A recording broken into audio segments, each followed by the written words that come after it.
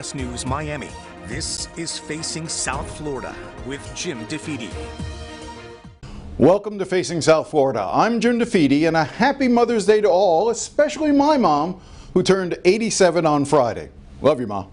All right, now it probably comes as no surprise that politicians often make promises that they fail to keep. The problem is when the public becomes so used to it that they fail to hold those politicians accountable. But that's where the press comes in. And this week, the editorial board of the Miami Herald won a Pulitzer Prize for a series of editorials detailing just a few of these broken promises. It was an important project, and the day after winning the Pulitzer Prize, I spoke to Nancy Ancrum, the Herald's editorial page editor, and Amy Driscoll, the page's deputy editor, who took the lead on this project. Well, it is quite the honor. And as I said in the story that the Herald wrote, this really proves the worth of opinion journalism and well-reported, deeply sourced opinion journalism. Not, I have an opinion, I'm going to put it out there. Amy clearly hit it out of the park. Well, and Amy, you took the lead on this, sort of coming up with this concept and digging into these issues. Why was that important for you? Why did you feel this was an issue? And we'll get into the specifics of each of them because I want to do that. But on a broader scale, why did you think this was an important project to do? Well, you know, I've lived and worked in South Florida for a long time now. And so for me personally, I have seen so many of these promises that politicians make, and then they just act as though they are not required to actually follow through on them. South Florida has a weird case of, collective amnesia when it comes to some of these promises, and they stretch back for decades, some of them. So as a person who lives here and sees what could have been, but isn't, it really started to bother me. And so I pitched this series to Nancy at the beginning of last year. Couldn't get to it really, did a little bit along the way, but couldn't get to much of it till the end of the year because it was a legislative year. We had many elections and we interviewed something like 100 candidates. But when I finally was able to turn my attention to it, to me, it's about local promises, but it's also about weak civic institutions. It's about a sense that politicians today all over the country don't feel as though they have to follow through on what they tell people. And there's an acceptance of that almost. And I think that's wrong. I think voters need to remember the power is theirs and not the people that they put in power. And to me, so I saw these problems and I could see the way that we could fix some of these. And so I wanted to write about that. All right, so let's dive into them. Nancy, I'll start with you with my favorite one, which is Parcel B. I remember covering the entire discussion as to whether or not to build a new arena for the Miami Heat. They had the old arena just across in Overtown, and now they wanted to build something on the water. And part of the appeal was that they would give back to the community as well, and specifically that what became known as Parcel B, a section of land right on the water, would be developed into a park. There would be soccer fields, all the rest of it. And none of that happened, and here we are a quarter of a century later. Talk a little bit more about that. Like you, that is my quote unquote favorite broken promise. And that was the sweetener that the Heat dangled, I guess I'm mixing my metaphors here, for the editorial board to buy in, for the community to buy in. And this was supposed to be a basketball court for the people of Overtown. And we all bought it. We as a board back then did say, let's approve this thing because it has this public service component. And you're right, they had the Miami Arena. So they did have to do a lot of convincing that fairly new arena had suddenly become inadequate. But it is, again, another example, as Amy said, of something that ultimately they felt they just didn't have to follow through on. Well, let's pick up on that point, Amy. What is there now? So we were promised a park. We were promised a lovely, basketball. I also remember something about soccer fields potentially. So what's there now? Well, it's mostly VIP parking.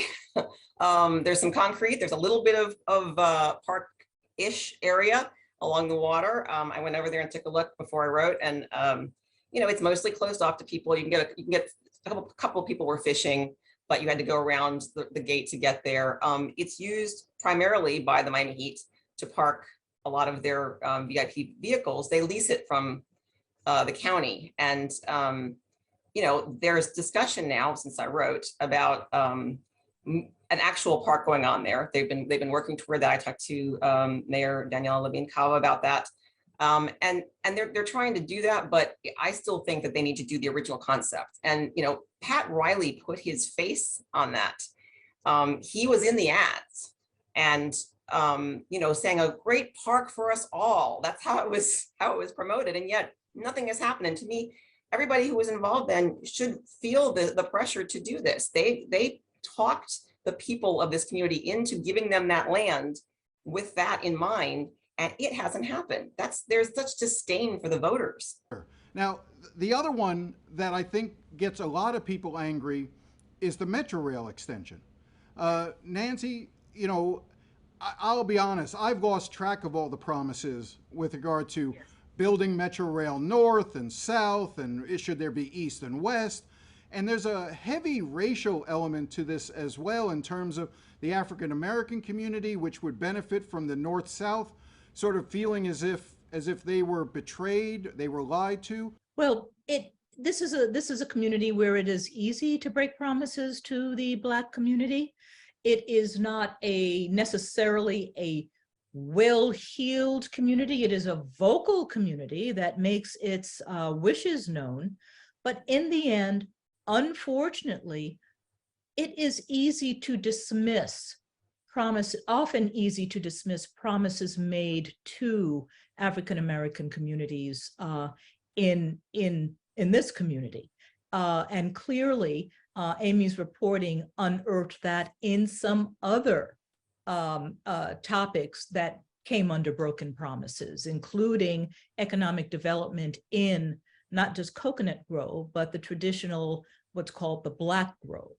That too has not come to fruition. That's a perfect segue. That's another article that you wrote, Amy, was on the redevelopment in Coconut Grove, which is always, it's funny because the Grove was like the first real place for people to gather in the 80s. Before there was South Beach, before there was anything else, it was the Grove. And you had two very distinct groves. You had the White Grove for people to go and have dinner and all the rest of it. And then you had the quote-unquote Black Grove, which was a little bit more impoverished and never got any of the attention and love that the rest of the Grove got. And there was all this promise for redevelopment. Amy, pick up on that thought. Well, I mean, when you go there, you can go down Grand Avenue and you can see it. There's still a very blighted area, and then you head into the quote unquote White Grove, and it's very, very nice and posh. But the problem that's happening now, of course, is that the real estate there is very valuable, and so real estate developers are going in there and often making enormous offers to some of these people who've been there for a long time, and they're selling because they can't afford not to. And then, we get the white boxes complaint that white boxes are being built on these what used to be, very, very lovely, graceful old homes, but instead there's these, very modern squared off boxes. This is an area that needs an advocate and hasn't really gotten a strong enough one. Over the years, there's always just sort of a piecemeal approach. There's a half-hearted thing that happens and falls through. There's no concerted effort with enough firepower behind it to actually save some of this area, which still exists. It's not too late, but it is almost too late. When you go there, you do that. I'd like to just add to that. The West Grove that we see today is not the West Grove that existed prior, especially prior to, let's say, the riots of the early 80s, maybe. People were born and raised there. This was a stable, working class community that was cohesive, where neighbors looked out for each other. And it was just a very nice place to live in the age of segregation. There are people of accomplishment who lived there, and things did change clearly for the worse in the 1980s, and now it is just unfortunately ripe for the picking. Well, the rich tradition of Coconut Grove and that part of the Grove that you're talking about, the West Grove, the Bahamian roots that were so vital, that was really the founding of Miami, were Bahamians. And to sort of think that has been allowed to deteriorate in a way I'm curious, is part of the issue, and I should know the answer to this, is there just one city commissioner who represents all of the Grove, or is the Grove sort of split between two? And therefore, I'm picking up on the idea when you said there hasn't been a strong advocate for the Grove. Is part of that, I mean, obviously the Miami City Commission is often a train wreck, but is that an issue that relates to who represents that area, and are there divided loyalties there? Amy? Well, I think part of it is who represents the area. Much of it is under one person, but also it verges on Coral Gables. There's an edge that's over there. And I just think it's all part of this issue of Miami not valuing its history at all. We are a place that, wants to reinvent itself every 5 minutes. And we are more than happy to have our heads turn when the next, deep pocketed, developer walks in the door. And so what happens in places like the Grove is that there is no emphasis placed on saving that history, which, as you pointed out, is part of the history of the founding of this city. And the same thing with the 27th Avenue corridor, where it's like we ask people to tax themselves to pay for rail there, and the Black community once again is ignored. So that part of our history seems to be something that we don't value. And it's the same for me, it's the same as the Miami Circles, which I also wrote about. I was going to say, when you start talking about history, you can't get much further back in history and time than the Miami Circles. For folks who may not remember exactly what the Miami Circle is, remind them and talk about what the promises were surrounding that. Well, the original Miami Circle is the one on the south side of the river that has been more or less preserved. That was there was a huge outcry when it was discovered. They were planning to develop that site. The developer came across these remains of what looked like an old Tequesta village. The Tequesta Indians were here long before the rest of us. And after some excavation, they found this sort of beautiful circle that had holes in it and was probably part of a settlement. And they preserved it after much debate, and a lot of state money went into that. So that is still a park. It's not used really as anything other than a dog park at this point. So that's pretty disrespectful. But then after that, they found more of these similar kinds of circles and Tequesta settlement remains on the northern side of the river. That was more recent. And in that situation, the developer agreed to preserve some of it, did not preserve in the way that the people who agreed to it thought they would. And so when you go there now to look for it, you find one sort of unexplained circle in the corner of a condo building. You don't know what it is, doesn't have any placards or anything. And then you go around the corner, you can peer through a window with the peeled off covering, and you can see some of the other stuff that was supposed to be preserved. And then since I wrote, there's also yet another one that's been discovered, also along the river. So this is a continuing issue here. These civilizations went back at least 2,000 years, perhaps much longer. And again, we want to pave over them here. We don't want to actually celebrate them or explain them or preserve them. The instinct here always is to let progress continue. And I just think that that's devaluing some of the most important parts of our lives here. Nancy, let's talk about Virginia Key a little bit. Go ahead. Right. Well, Virginia Key was the traditional, once again, traditional Black beach. And once again, the promises there, the promise to preserve it and make it a lovely public space have not come to fruition.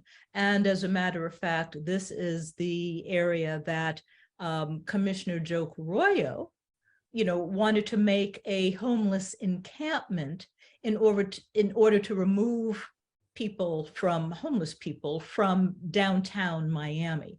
And so once again, it really is a matter of not just a lack of will, but a lack of respect. When we come back, Miami Beach Mayor Dan Gelber prepares for hurricane season and worries about whether the state learned any lessons after 149 people died last year during Hurricane Ian. Stay with us.